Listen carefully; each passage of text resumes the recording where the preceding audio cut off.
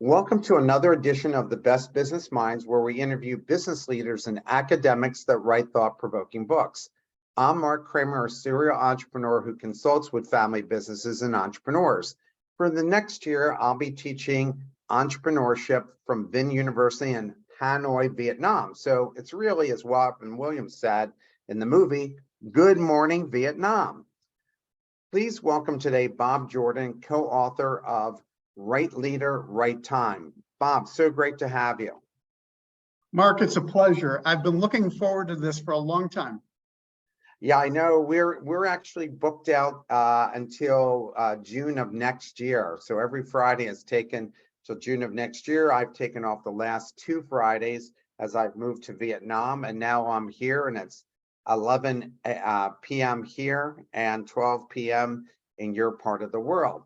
So let's talk about your background. Can you give the audience a little bit about your professional background? Sure. So I'm your classic entrepreneur in a way. I was at a very good business school in the US, decided to drop out to start my first company. What that was I launched the first magazine in the world that covered online and eventually the internet. It was a brilliant idea. It was only 5 years too early for the launch of the World Wide Web, but it was a great experience. It eventually put me onto the Inc. 500 list of fastest growing businesses in the US, and I ended up selling it to a big publisher. Selling for me was not some I'm going to go off to the beaches now experience. I was kind of wondering what I was going to do with the rest of my life. And coincidentally, fortuitously, I had met a guy, and he had this really weird job title. He was called an interim CEO. He was probably the first interim CEO in the United States. And when he told me that he had this kind of project-based leadership that he did, he handed me his new business card. This was in the mid-90s, and his card said CEO of Yahoo. And that made a very big impression on me, because coming from the online world, we knew Yahoo was going to go public on zero revenue, not zero earnings, zero revenue. And so I said, "You're now my mentor." And I started taking on gigs, project-based leadership roles, and did that for a number of years. And eventually social networks came around. We formed an organization called Interim Execs. And that is a worldwide matchmaking service. Big focus is on company owners, and especially owners facing transitions. As a result of 7,000 executives kind of showing up on our doorstep, we wrote a book called Right Leader, Right Time, about leadership style. And I know, Mark, you and I are going to dive into that. So why did you co-author this book? I'm sorry, why? Why did you co-author this book? My co-author, Olivia Wagner, is also co-founder of Interim Execs. So we had a shared history of launching, failing, revising, growing a organization together. And because we had all of this shared experience with these leaders, co-authoring was absolutely the thing to do. It's also a little headbanging when you take 6 years writing a book that at some points I'm sure she wanted to kill me, but we survived it. It took you 6 years to write this, huh? It did. It did. Wow. How do you define leadership? Leadership is the responsibility, the accountability for another human being. And that literal definition for anyone in an organization, if someone reports to you, you're in a leadership role. I also think it applies, for organizations. If you have responsibility for client relationships, you're in a leadership role.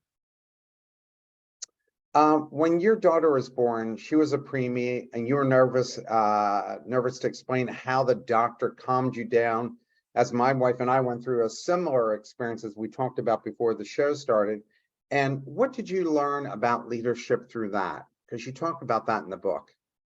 Mark, I love, you're the only guy who's asked me about that. It's the first page of the book, because it was terrifying. You know, we had a daughter born at 1 pound 5 ounces, and her life hangs in the balance. You know, she was born at, you know, not supposed to be born at 25 weeks. And we were first-time parents. You have no idea what is going on. You're surrounded, you know, by people and machines. And at one point she had to go in for open heart surgery. And I was kind of out of my mind. We were in the best children's hospital in Chicago. And we were in the NICU, the neonatal intensive care unit. And the doors opened, and this doctor, a woman, walked in, and her team was with her. And I don't know how to describe this in any rational way. Something happened to me that I calmed down. She hadn't said anything yet. Everything in me got calm. And she started talking to us, and her name is Marlita Reynolds. She's now the head of all of surgery for Children's Hospital in Chicago. She started talking to us, but my body reacted instantly with this feeling like we're in great hands. There's nothing to worry about. And we were, and it all worked. And our daughter is now 26. But this visceral feel for somebody so well-trained, so competent, so in charge, this is the thing we all seek, I think, in work, whether we are in that role or whether we are answering to other people in that role. Yeah, I went through the exact same experience you did, as we talked about before, and nothing felt better when that doctor walked in and she looked like she was totally in charge. All of a sudden, you feel hopeless, but she walks in and she makes you feel like there's no way that your child isn't coming out. And that was great leadership for me as well. Who are the leaders you It's look amazing up to me, Mark. Sorry for interrupting you, that you had the same experience. And I have to tell you, part of my feeling was, it wasn't that I knew the outcome. I didn't know. I didn't know, but I just thought we're in the best hands we can be in.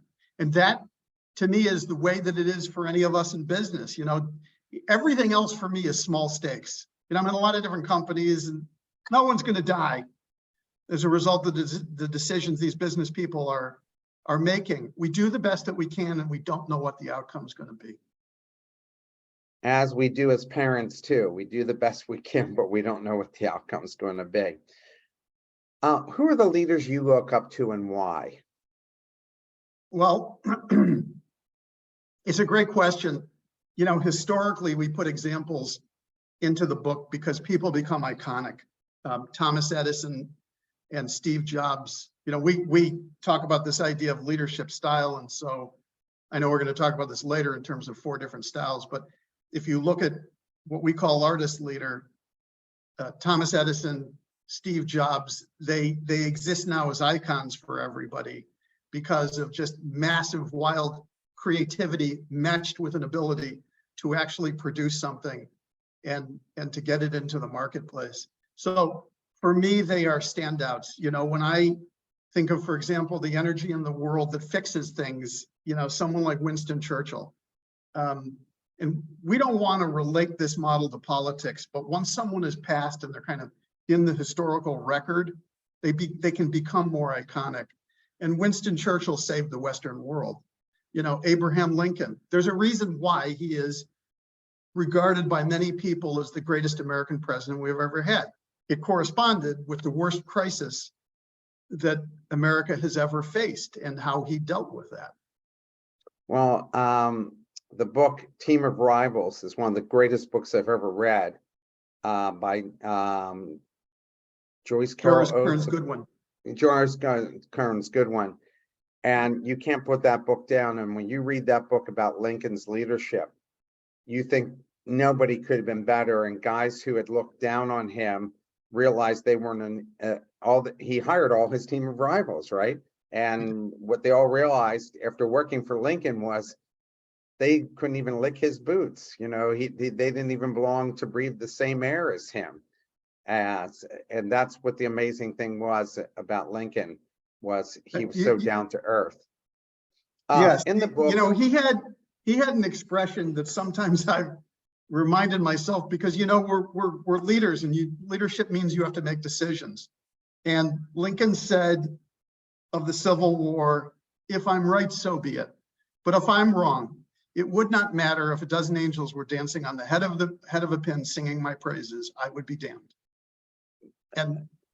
And this is the way it is for all of us making big decisions. I think if you're really invested in it, all of you goes into it. No question about it. In the book, you wrote about your first startup that went bankrupt and brought it back, turned into an Inc. 500, which you mentioned here. How did you do it, and what did you learn about leadership through that? Because you ended up buying that company out of bankruptcy. Yes, I was 26 when I started. The company was called Online Access, and the way I described the start was, if there's a mistake you can make in business, I made it. And within 2 years, it had gone bust. And then I did this thing. I held a pity party for myself. Only one person was invited. And at the end of the week, I started thinking, you know, I got so many things wrong, but there were these things that went right. Like, it was selling on newsstands around the world, and it had one of the highest sell-throughs of any magazine, and it had thousands of subscribers. And so ignorance in some cases is a very powerful positive force. I ended up going into bankruptcy court, and about $1 million had been put in by investors into this. And I bid $125 for the assets, and the court accepted the bid. And it was a lesson to me, you know, in a lot of ways. And there were a lot of assumptions I had made the first time round, and I threw out a lot of those assumptions, and I put back all the investors into the new company without asking for any fresh money. And so there were a lot of lessons from that I could not get from business school. That was very honorable, because not many people would do that, but that was the right thing to do for sure. I had to do it. And if you wanted to raise more money after doing that, they'd be writing you checks blindly just because you just did that. Yeah.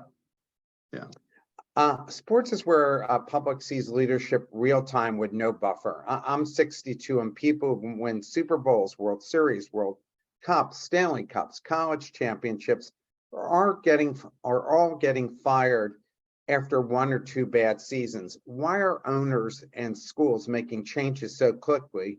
And what does that say about leadership in 2023? Because you would win a national championship, you're pretty much guaranteed a job for life. You win 3 Stanley Cups like the coach did in Chicago, there's no way a team's firing somebody who won 3 Stanley Cups. So what's going on here? The fluidity of the world has increased thanks to social media, more transparency, and social media, not just in the glamorous sense, but in the sense that it is easier to track all of us. And so there is some downside in the sense that longevity is down among senior leadership.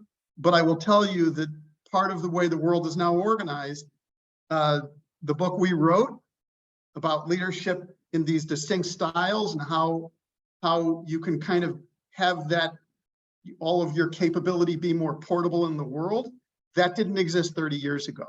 We couldn't have written the book 30 years ago, and the capability didn't exist, because then you had much more of an entrenched sense of you're hired for life.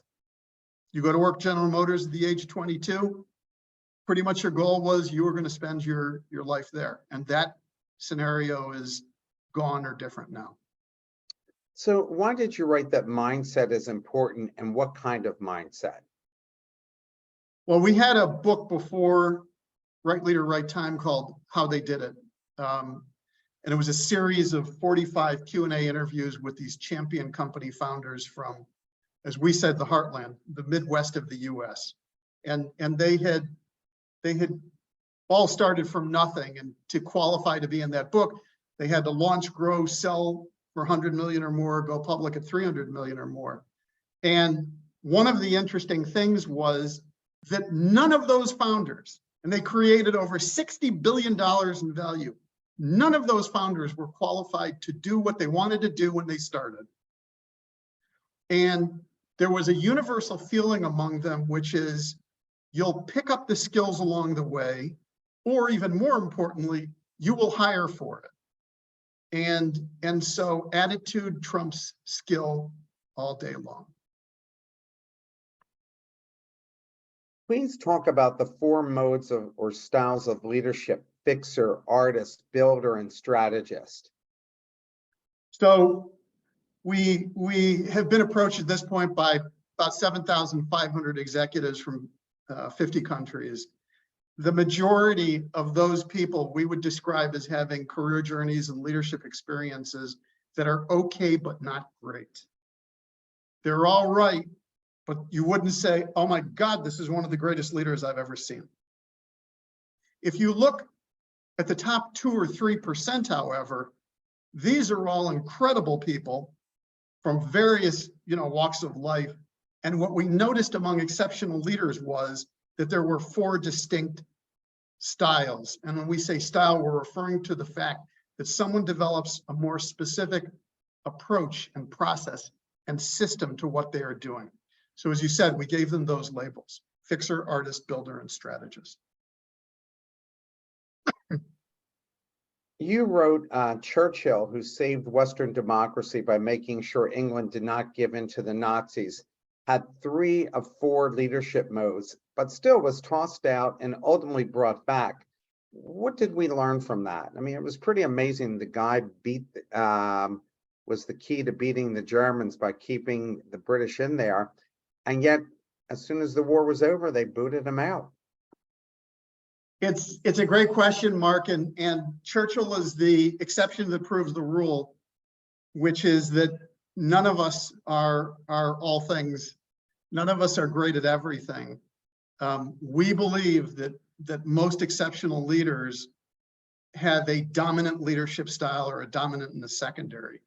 Churchill was extraordinary in many ways, but the dominant thing with Churchill was what we call fixer energy, which is this repeat desire to run into a burning building. Now, everybody who's in any organization or leadership role, you're used to solving problems. But the question is that where you get your energy? In Churchill's case, it absolutely was. And so the British public, he was heaven sent for fighting World War II. But the British were incredibly tired and fatigued after the war, and he was no longer the right leader. How does a leader know they were wrong for a situation? That requires a great deal of self-awareness. I'll give you an example, which I think is great and cautionary. One of the energies we describe as, it's called builder leadership. And one of the greatest builder leaders of the modern era, we would say, is Sheryl Sandberg. Sheryl Sandberg was the number 2 at Facebook, now Meta, under Mark Zuckerberg. Okay. When Sheryl joined Facebook, there were a couple hundred employees. Revenue was about 100 million. And she stated at the outset, her intention was to stay about 5 years. If you fast forward 7 years later, 70,000 employees, 3 billion people on the platform, revenue of $100 billion, that for us is one of the greatest examples of a builder kind of energy in the modern era, okay? That's all Sheryl Sandberg. But it's interesting, she stayed another 7 years. And what happened in the second half? Cambridge Analytica scandal, election problems, a pivot to Meta that I'm not sure she was really fully into. She wrote a brilliant book called Lean In that she got, arrows in the back all over the place. And so she's not only an example of great builder, but she's also an example of, we think builder energy is something where when you reach scale, you need to move on. You need to move to your next project. And I think she knew it up front, and then she violated her own rule. Does that make sense? Yeah, no, it does make sense. I mean, that's happens all the time, that people just stay too long past their expiration date. And now it's time for new leadership. And she did have a very, very long run at that kind of spot. Please tell us about a leader named Eric Kish and the importance of adaptability, because that was a great story in your book. Thank you. Eric Kish grew up in Romania. And the way he came on our radar was that when the Soviet empire collapsed, there was a group of people and there was a state-owned oil refinery. In Romania, it was $1 billion asset and they bought it for $7 million. And Eric was the CEO. And after 3 years, Eric took it public at 450 million.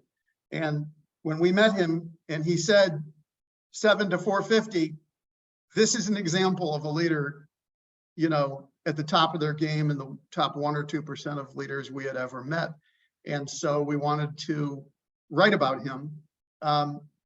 But it wasn't just that. You know, there's a pattern to all of this. And so, for example, his father, who was an electrical engineer, defected.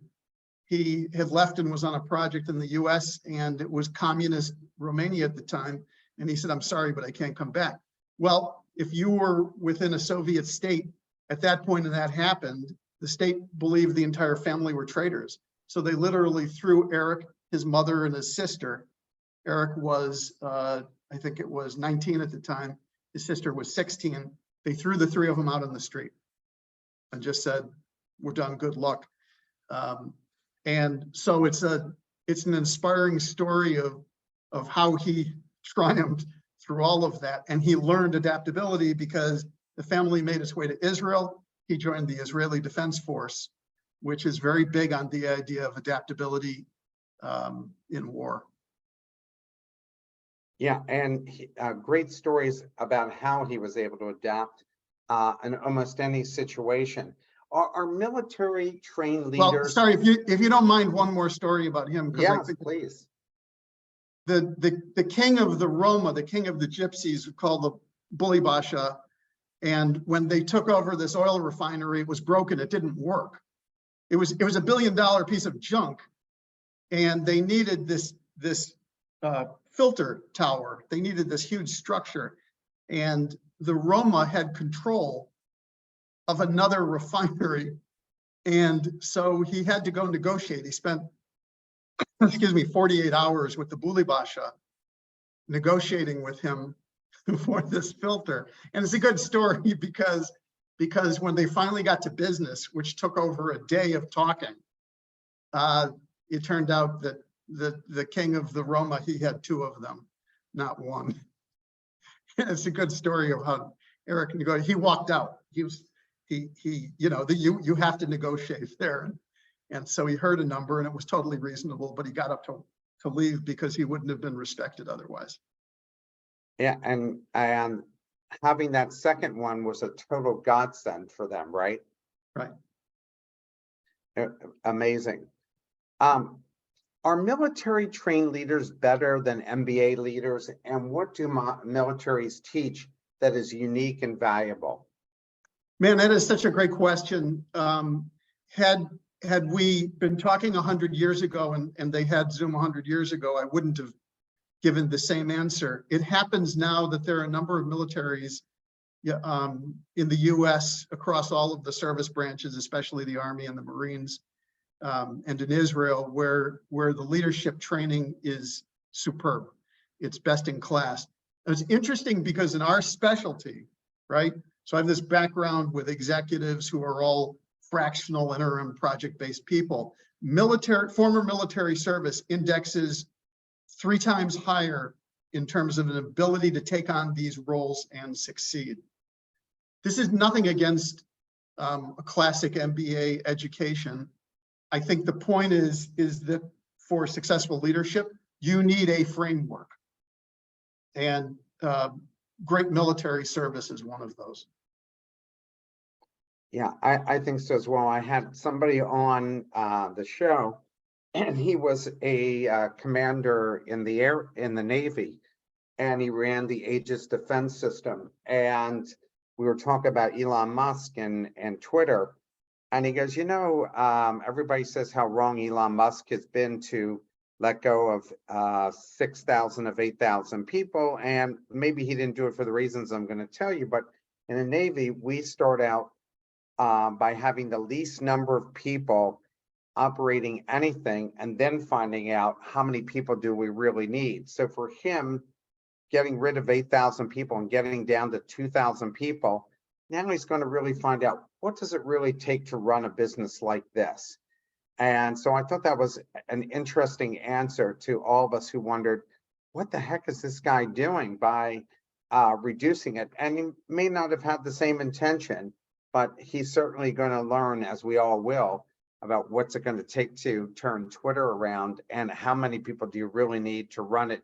And did these guys have an excess of people when they were doing it? So we'll see what kind of leader he is in a turnaround situation. Yeah. You start the strategist leadership chapter off by talking about cadence is the mantra for a strategist. What are you talking about here? The language between each of these styles is so vastly different. You could drive a truck through it. And the language of a strategist leader, and strategist leader, all leaders employ strategy. Okay, we're all great at strategy. That's not what we mean. Strategist as a label for us could have been captain, pilot, conductor, quarterback. The language from strategist is around heartbeat of an organization, the syncopated beat that you are trying to quicken pace. There is a beat to how a board of directors functions. A marketing function has its own cadence. A sales team has a cadence. An operations team has a cadence. And we heard this beautiful language from strategists in terms of what you are doing when you are trying to quicken the pace of an organization. And part of the definition of strategist, just to be clear, is this is a leader at scale. This is a leader in charge of vaster, complex organization, way beyond personal span of control. You know, Stephen Covey, 7 Habits, he had this great phrase, personal span of control. And the energies that define fixer, artist, and builder, those folks tend to be within or leading teams where it's 5 people, it's 50 people, maybe it's 100 or 150, but there are personal relationships there on which everyone is drawing. They're forming trust to get work done. The strategist is operating at a different scale. There are trusted relationships, but something else is going on there because of how complex and vast it is.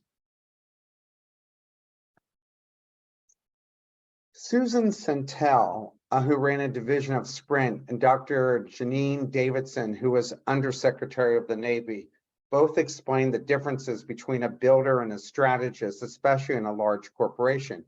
Can you explain the difference in how in a smaller entrepreneurial organization can a founder make themselves more of a strategist and spend less time actually micromanaging each part of the business?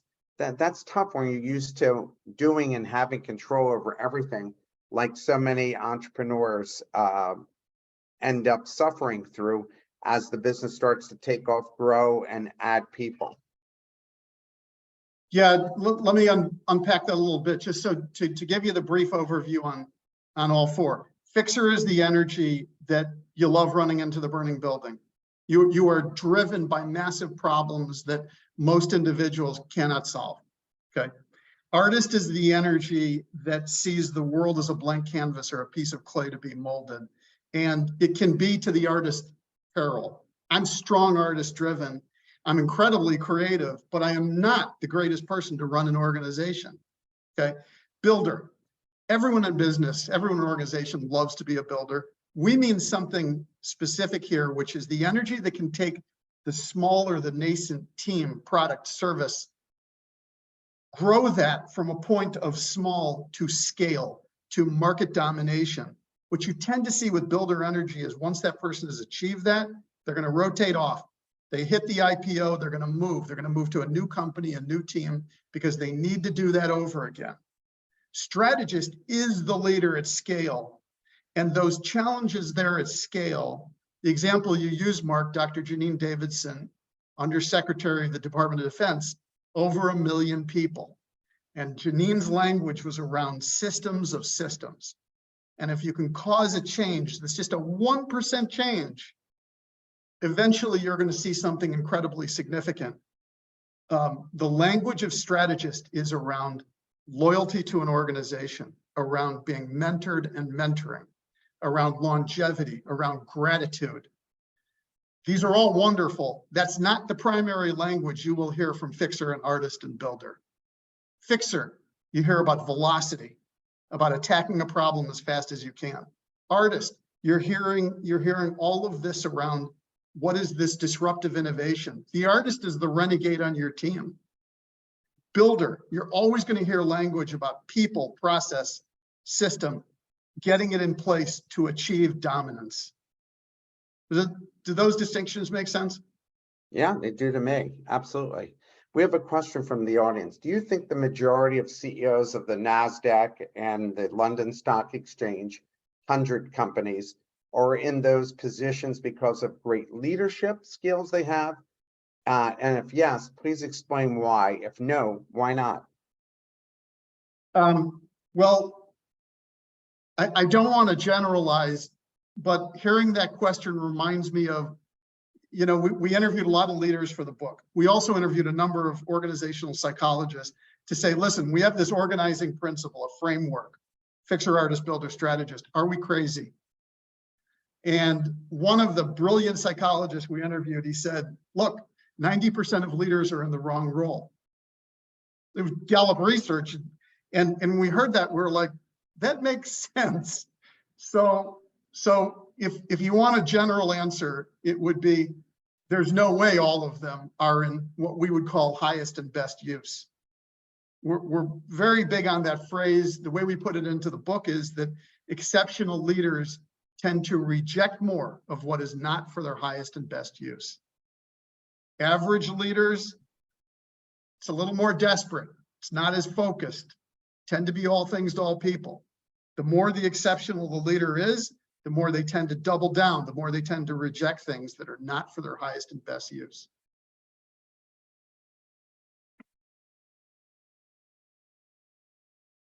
Former Farmer Insurance president, and I'm not saying this name right, Mahesh Samala, Samlia, yeah. talks about identifying the motivation points.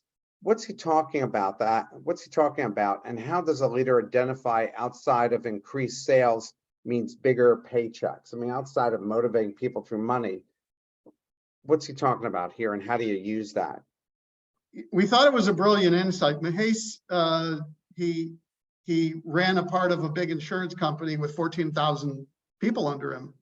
And he said, it's a very dangerous thing to assume that the way you look at the world, the way you're motivated in work is going to be the same for everyone else. And he said, when you have a vast kind of army at your disposal, consider that there are 3 components to that army. He said the top performing portion of that, called the top 5 or 10%. He said, you really don't have to worry about them. They're so motivated and driven.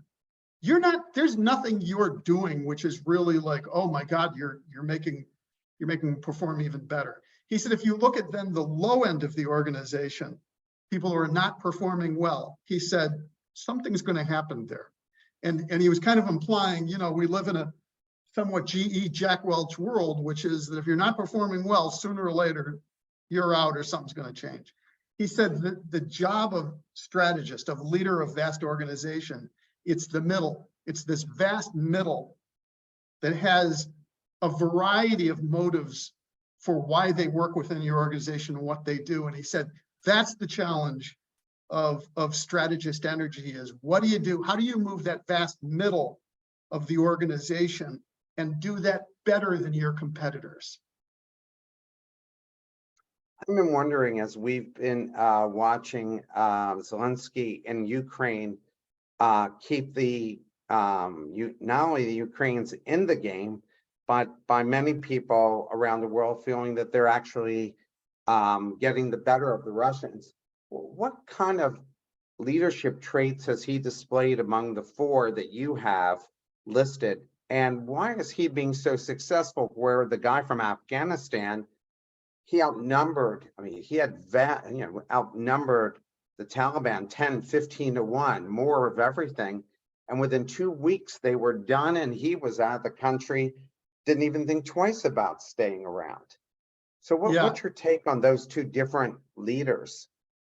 Well, I'm very cautious because we do not want to apply the shorthand for the model is FABS leadership, FABS. We're not experts in politics. Government is its own calculus that I do not think behaves in the same meritocracy senses as most organizations, whether they're for-profit or nonprofits.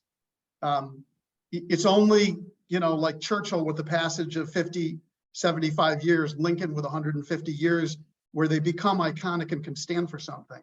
But what I would say appears to be occurring with Zelensky is this incredible fixer energy, this ability to run into a burning building time after time, and that is where you get your energy. And my guess is for him, it came out of left field as much as for everyone else, because his background was as a comedian and as an actor, which is primarily what we would consider an artist style energy. But that is what he is proving is that he has this metal within him to withstand anything. And, I've been inspired, one of his first quotes, when they were attacked and everyone thought, oh, he's going to flee. Let's go, give him a home in Paris or whatever. And his phrase, he said, was something like, I don't want an exit, I want bullets. Do you remember the exact quote? Yeah. I don't remember the quote, but that's he said something. He said, don't give me something to flee, give me ammunition or something. Right. I also think that in Zelensky's case, being a comedian and being an actor and all the rejection you get and the constant criticism has made him incredibly resilient, more so than other people who would have been in that position. I think if we interviewed him, he probably said that doing those things professionally is what allowed him to be able to handle what he's doing now. Do you think so? Yes, I'd agree with that. I haven't deeply studied Ronald Reagan, obviously started as an actor and he did pretty well with it, but Zelensky has been inspiring. Oh, there's Jack the quote. Welch. Thank you, Chuck. I don't need a ride, I need ammunition. Thank you. Jack it's a great Welch line. Was always considered maybe the best CEO of the last century or the last half of the last century. Yet none of his guys who became leaders of large corporations were very successful. It's kind of like Bill Belichick. None of his assistant coaches even had a winning season anywhere that they've ended up coaching. Are those guys overrated in terms of their leadership, or their leadership style only worked for them if they had the right things in place? Because look at GE, he had his handpicked successor, failed miserably with GE, and he failed miserably because all of a sudden the interest rates, everything started to change on them. The business he built no longer really existed. Was Jack Welch successful because that 20-year run was just right as interest rates were dropping? Well, what's her take about what now looking back? Is Jack Welch as great as we thought? Especially when you looked at his guys who everybody wanted, but none of those guys were very successful. Well, look, I'm giving you my own take. I think Jack Welch was absolutely the right leader for the right time at GE, and he had an incredible run. It was not a run that anybody could repeat, and Jeff Immelt after him completely did not repeat that run, and there's no way anyone could say, to my mind, that Immelt was even remotely successful. I don't think that at all. I also don't want to apply a different standard. We tend to do that now, especially with historical figures, and Jack Welch was able to do things at the time that, shall we say, would be frowned upon more now. It was a fairly brutal style of what occurred with the lowest performers there, and maybe it would have repeated the same way now, but that's a tougher act to pull off. And I'll go back, Mark, to an example you used, because Elon Musk may be successful at Twitter. I hope he is. But the primary reason I think Elon Musk is the greatest artist leader of the modern age, it's not Twitter. It's because of Tesla and SpaceX and the Boring Company. Because what the job of the innovator is, it's changing the world for the better. And if we look back 20 years to when Tesla was started, everyone thought he was crazy. An electric car was just a toy. It was a novelty. And you now look around the world, it is an accepted piece of wisdom, which is internal combustion engines are going away. They're just going away. And everyone is going to EV, to electric vehicles. You have Elon Musk to thank for that. Yeah, and even though he wasn't the visionary for any of those things, other people created him. He was able to take him to the level and get everybody to believe in this as well. Yeah. Question from the audience, and this is without getting political whatsoever. What do you think of Trump's style of leadership, or don't you think he really is a leader? We had somebody come on and said he's not really a leader, he's an influencer. I'm not a political animal. And so it's a lot harder. I'm not the person who tries to analyze current politicians and figure out necessarily what resonates with their leadership style. I think it is something where the passage of time helps to see what somebody's track record truly is. Look, for all of the modern leaders that are there are pluses and minuses to what they do, and the dust hasn't settled yet. And so for our purposes, it's not helpful to go into it, because it does not stand for enough people in terms of the senses, oh, this was really great, but this was not. I mean, I'll go back to an example of Lincoln, who I think is incredibly heroic. He's the greatest American president we've had, bar none. It's not something that everybody really notices that he suspended the writ of habeas corpus, which means he had journalists thrown into jail who did not come to trial, and he was trying to keep the Union together. So Lincoln as someone you can view as iconic, I think he's incredibly inspiring. It doesn't mean that every single action that he took would meet with modern day approval. Yeah, and it took people, what, 30, 40 years to really start to appreciate what he did. Roosevelt kept the country together in an incredibly difficult time. Obama kept the country together during a very incredible time. So it seems like the right people come along at the right time. We've been lucky that way throughout history. Even Washington, the fact that he refused to be named king, which was unheard of in the history of the world, and just wanted to go home after winning that battle. Anybody else would take all the wealth and everything that goes with it. And here's a guy who never wanted any of it and had the most to lose because he was the 10th richest man in the colonies, but was willing to go and give all of that up to make everybody else's life better. It's just an incredible story that's highly underrated. And we learn a lot about leadership. Yeah, for sure. So let's talk about the skills and mindset to be a builder like Elon Musk or Mary Kay, who did Mary Kay Cosmetics. What are the strengths and weaknesses? What do they think? What do they think that if they did it once, they can take their playbook and do it again? Because you see that often with serial entrepreneurs, which I think Elon Musk is dealing with right now. He's believing he can take that playbook. In fact, he said he's taken the idea that he had originally before PayPal and is putting that into place right now with Twitter. Well, my take on Elon, and I'm curious what everybody's is here. If you want to weigh in, is we would describe him as artist leadership. And he has said, he was deposed a couple of years ago in a court trial, and he said he doesn't really like the job of being CEO. He really simply wants to focus on product engineering when it comes to SpaceX and Tesla and those companies. So we would describe that as primarily artist energy. Builder energy, in terms of this mantra, this fixation on market domination.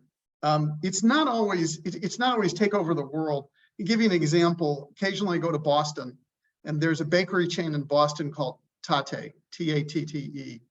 I think it's phenomenal. They have the greatest pastries, and it's terrific. And whoever created Tate had market domination on the brain, because if you're in the city of Boston or you're in one of the suburbs, you have a good chance you're going to run into one of these stores. But like, I'm in Chicago, they're not here. And there may be some others around New England, but that's what builder energy is, which says, I have this market and I'm going to own it. One of the keys you write about based on your interviews is the need to be transparent.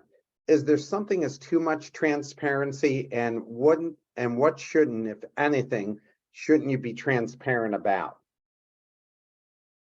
I would never put an obligation on anybody to say, you know, you're not entitled to your own confidences. Absolutely you are. You're entitled to your confidences and your privacy. We had 4 different styles we identified. Then we identified these commonalities among exceptional leaders. And one of them we said is great leaders don't hide.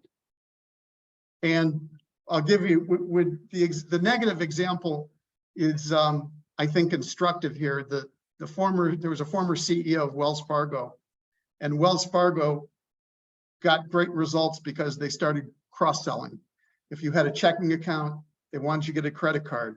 If you had a mortgage, they wanted you to do this.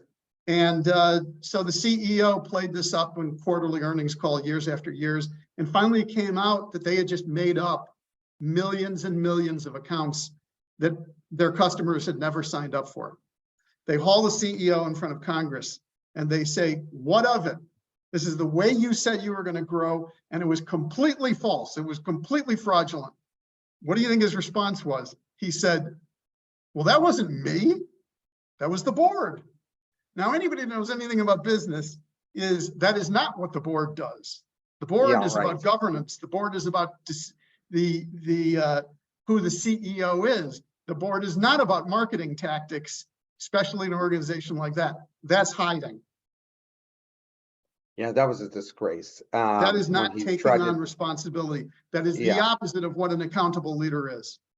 And because look, Mark, we all make mistakes. I don't know what mistake I'm on so far today, but there is no such thing as perfection. And for any leader that's had a great day, that's terrific. The next day, someone, looks at you the wrong way and your favorite employee quits and you're not so great. We're all only working towards bettering here. Well, I guess maybe he was right when he said the board, because the board should have fired him. Yes. And the board did a bad job of monitoring him and making sure they knew, because they trusted whatever he was telling them. And you're right. When you lose a great employee, like Bill Belichick lost Tom Brady, changed the whole equation from him. He became from a great coach to looking pretty mediocre, and hasn't been able to come even remotely close to that success. Mark, we're just making me think of another example. Silicon Valley Bank, SVB, failed. Yes. What was it, 6-8 weeks ago? And they hauled the CEO into Congress and said, were there any decisions, were there any things leading up to this that you think could have changed, done better? He said, no, I don't think so. Okay, all right. Yeah, well, and for the longest time, Silicon Valley Bank was looked at as one of the premier banks that for 40 years, they look, hey, that was really smart. Go deep in one spot, which they did. And just like Republic Bank did with real estate developers, become really good at one thing, and that will carry you. And for the longest time it did. And within a week for both of those guys, they saw their stocks zeroed out, right? Essentially, in an incredibly short period of time. You had a great turnaround story about Carol and Howard Burnick turning around their company, Alberto VO5, making it to $1 billion+ global company. And there were many tough parts. One, getting her parents to see as an adult, to seeing things have changed in the 30 years of running the business and stepping down to let the next generation take over without micromanaging. I work with many family businesses, and that is a really hard thing to do. Please tell us briefly that story and how they managed to keep the company more than relevant. Yeah, Carol Bernick is an incredible leader, and a family business, Alberto VO5, and she and her husband actually hit a breaking point. And it took that for her father and mother to finally say, okay, we're going to have to do this. Interesting, by the way, we asked every leader who was interviewed for the book, what happened on your worst day? And we didn't mean an amalgam. We meant, what was that day? Carol's the only person, when we asked her that question, she said, the plant blew up. They had a plant in Mexico, and there was an explosion. They didn't own the plant. They were only producing there. There were other customers there, but 4 people died. And that was a wake up for Olivia and I to hear, because, you know, you hear about these esoteric problems and all of that, but this was very real. And her response was immediate and human. They ended up paying for college educations for essentially to raise a number of children of the workers for a long time as a response. We have a question from the audience. What would be Phil Jackson, former head coach of the Chicago Bulls from '89 to '98, and then of course the Lakers? He's won more championships than anybody in any sport himself. What style of leadership does he have? And whatever that style is it necessary to have that style when you need to manage people with big egos? It's a great question. It's a really great question. Outside of business and organization, I'm somewhat winging it, and I would love to hear what you all think. Phil Jackson, you know, from what little I know, there's a lot of artist energy in there, because he introduced things like meditation, you know, to the team, and he was trying to do things that were innovations, and a lot of winning coaches will do that, and that is an artist energy at work there. There's also, even though team size is not vast, working with these personalities is complex. Then there's a strategist energy in that, because you're counting on mentoring and being mentored. You're counting on loyalty to an organization. And that's not the same energy. For example, Fixer is going in, and there's velocity that to what they're doing that has to occur. But so Phil Jackson, for me, there's a lot of creative energy there, and there's a lot of language you'd hear from strategists.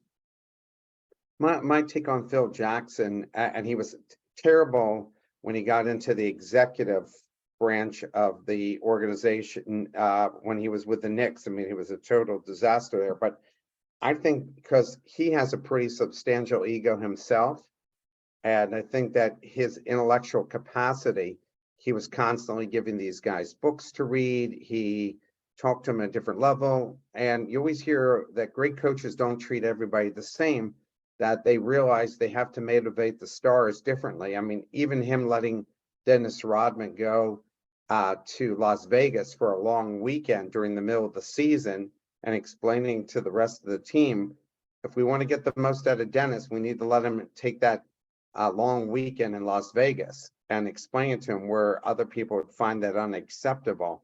So I think that he was brilliant in terms of managing highly successful creative people, where Larry Brown, who's a Hall of Fame coach, is very good at getting the most out of the least amount of skill that people have at a high level, and motivating them to get to a different level. So you see a contrast in styles there. But when he didn't have Michael Jordan, the Bulls were mediocre, right? Like during the 3 years that Jordan wasn't there, and Kobe ran him out of the Lakers. And then Kobe realized, you know what, we can't win without Phil. And they had to bring Phil back, and they won 3 more championships or something like that they won. You write about Christy Hefner, former chairman CEO of Playboy Enterprises, and Sean Score, former president of Best Buy, talking about the need to be inclusive leaders, draw everyone out to get their opinion, especially those that don't volunteer. How do you do that when many people are intimidated or country culturally that isn't expected? How do you do that?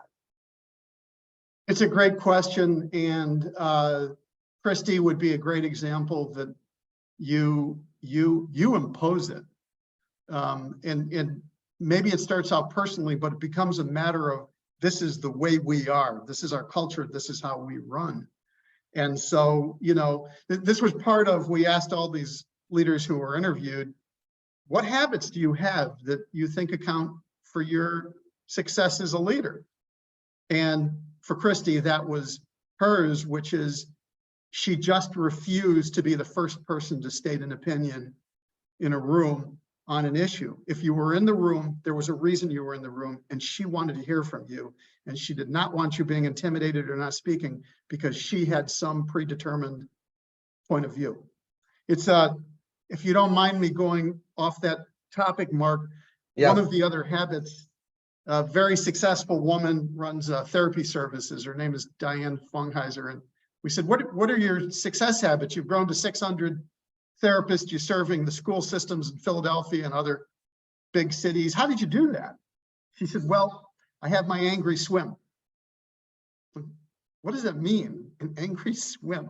And she said, well, if I know like I'm going to have a really tough conversation with a lawyer that day and it's just going to piss me off, she said, I go to the pool first and I swim, and it's an angry swim, and I'm going to get it out before I have that conversation.